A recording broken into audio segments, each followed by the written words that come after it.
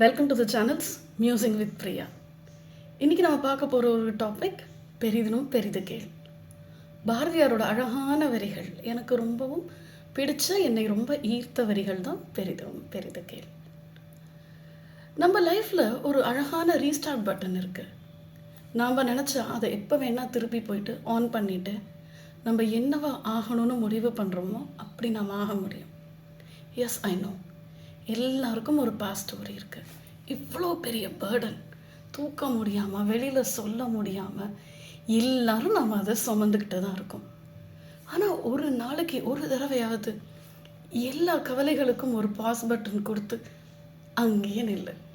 எனக்குன்னு ஒரு லைஃப் இருக்குது, எனக்குன்னு ஒரு ஐடென்டிட்டி இருக்குது, எனக்குன்னு ஒரு ஃப்யூச்சர் இருக்குது அப்படின்னு நம்ம என்றைக்கு சிந்திக்க ஆரம்பிக்கிறோமோ அன்றைக்கி நம்ம லைஃப்பை மாற்ற போகிறோம்னு அர்த்தம்.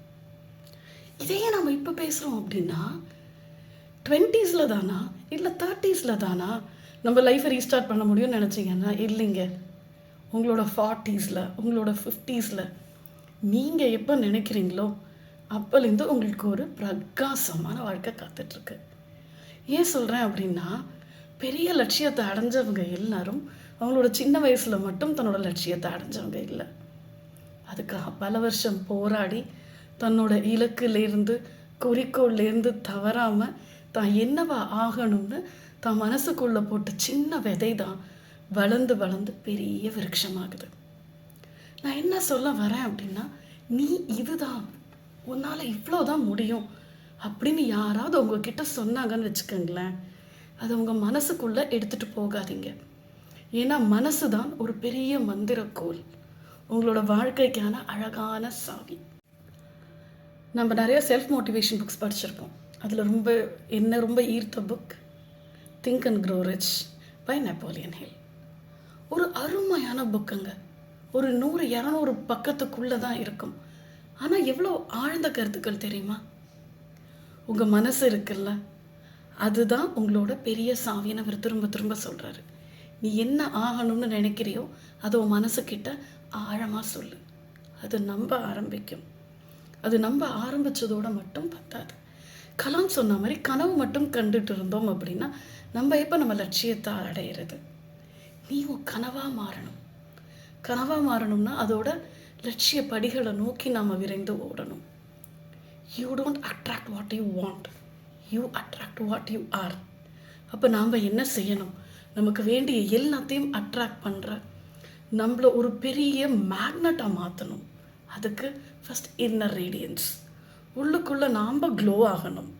க்ளோயிங் அப்படின்னா ஒரு நல்ல அழகான தாட், ஒரு அழகான பிரகாசமான ஒரு பாசிட்டிவ் திங்ஸ், நம்ம எண்ணங்களுக்கு ஏற்ற மாதிரி நம்மளை வெற்றியை நோக்கி எடுத்துகிட்டு போகிற அளவுக்கு நாமளே டெய்லி ரெஃப்ரெஷ் பண்ணிக்கிட்டே இருக்கணும். ஏன்னா உலகம் பூரா காம்படிஷன்ஸ் நிறைய ஆகிடுது. நம்மளை புட் டவுன் பண்ண நிறைய பேர் வந்துகிட்டே இருப்பாங்க. இன்றைக்கி உலகத்தில் எவ்வளோ நம்ம சாதிச்சாலும் இதெல்லாம் பத்தாதுன்னு எங்கேருந்தோ ஒரு குரல் நம்மக்கிட்ட சொல்லிகிட்டே இருக்கும். முதல்ல அந்த மாதிரி சில விஷயங்களை ப்ளீஸ் ப்ளீஸ் ப்ளீஸ் ஆஃப் பண்ணிவிடுங்க.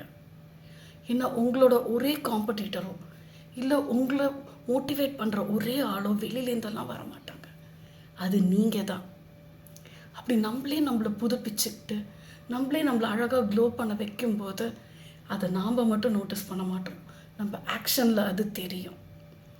அதை மற்றவங்க நோட்டீஸ் பண்ணுவாங்க. கண்டிப்பாக நம்மளை சுற்றி காம்படிஷன் இன்னும் ஹெவியாக தான் ஆகும். நல்லா ஞாபகம் வச்சுக்கோங்க. ஒரு ஜான் ஏறுனா ஒரு முழம் சறுக்குது அப்படின்னு சொல்கிறாங்களே, அது ஏன்? அதுக்கு முக்கியமான காரணம் என்னன்னு நீங்கள் கண்டுபிடிச்சிருக்கீங்களா? பல பேர் தன்னோட லட்சிய பாதையை நோக்கி போகும்போது நிறைய இடர்களை சந்திக்க வரும்.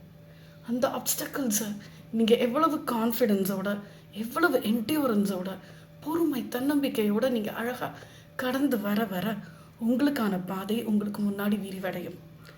எனக்கு பாலோ கோயலோ புக்கிலேருந்து ரொம்ப பிடிச்ச கோட் என்ன தெரியுமா?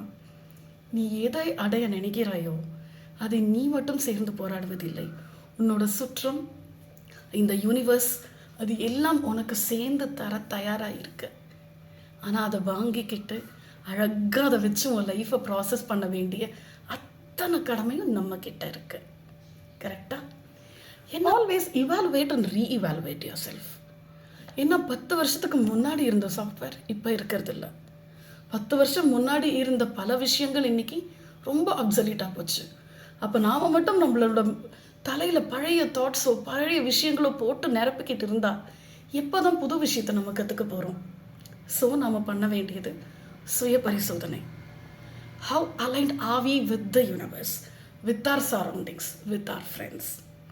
நல்லா ஞாபகம் வச்சுக்கோங்க, பணத்தில் ஜெயிச்சிட்டேன், என்னோட கரியரில் நான் வெற்றி பெற்று விட்டேன் அப்படிங்கிறது மட்டும் உங்கள் லட்சியமாக இருக்க முடியாது. முடிவு உங்ககிட்ட தான். பல பேர் போட்ட பாதையில் நீங்கள் போகணுமா, இல்லை எல்லாருக்குமான ஒரு புதிய பாதையை நீங்கள் உருவாக்கணுமா? பல புதிய எண்ணங்கள், சிந்தனைகள், பரிணாம வளர்ச்சிகள் எல்லாமே நமக்கு காத்திருக்கு. யாருக்கு? வெற்றியை நோக்கி ஓடுறவங்களுக்கு. ஏதோ ஒன்று நமக்கு வேணும், இந்த உலகத்துக்கு நாம் ஏதோ ஒரு விட்டு செல்லணும் அப்படின்னு people who look for legacy always win. வெற்றியோ தோல்வியோ, சவால்களோ துன்பமோ, எதுவும் என்னை தடுத்து விட முடியாது.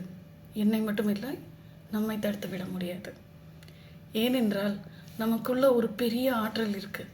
அது என்ன தெரியுமா? நம்மளோட செல்ஃப் கான்ஃபிடென்ஸ். யாருக்கெல்லாம் தம் மேலே நம்பிக்கை இருக்கிறதோ அவங்க எல்லாருமே ரொம்ப அழகான ஒரு லைஃப்பில் போவாங்க. அவங்க தன்னோட லட்சியத்தை அடுத்த லெவலில் வச்சுப்பாங்க. அந்த லெவலை அடித்து முடிச்சுட்டா அடுத்த லெவலுக்கு அவங்க ஆட்டோமேட்டிக்காக யோசிப்பாங்க. அதுக்கு அவங்க என்னென்ன செய்வாங்க தெரியுமா? they will recalibrate themselves. தன்னையே புரிஞ்சுப்பாங்க. தனக்கு என்னென்னலாம் செய்தால் அடுத்த லெவல் வெற்றி அப்படின்னு அவங்க நிறையா அவங்களையே அவங்க பில்ட் பண்ணிகிட்டே இருப்பாங்க. அடிக்கடி சுய பரிசோதனை செஞ்சுப்பாங்க. அப்படி செய்கிற எல்லாருமே வெற்றிக்கு ரொம்ப அருகில் மட்டும் இல்லை, அந்த வெற்றிங்கிற கோட்டை அழிச்சிட்டு அடுத்த கோடை போட போகிற சாதனையாளர்களாகவும் இருப்பாங்க. நீங்கள் அந்த சாதனையாளராக இருக்க போகிறீங்களா? பாரதியார் சொன்ன மாதிரி பெரிதிலும் பெரிது கேட்க போகிறீங்களா? கொடுப்பாங்க. இந்த பிரபஞ்சம் உங்களுக்காக காத்திருக்கு. சுட்டெரிக்கும் சூரியனை, பிரகாசிக்கும் கதிரவனை, அந்த ஆதவனை நம் கைகள் கொண்டு மறைத்தால் மறைக்க இயலுமா?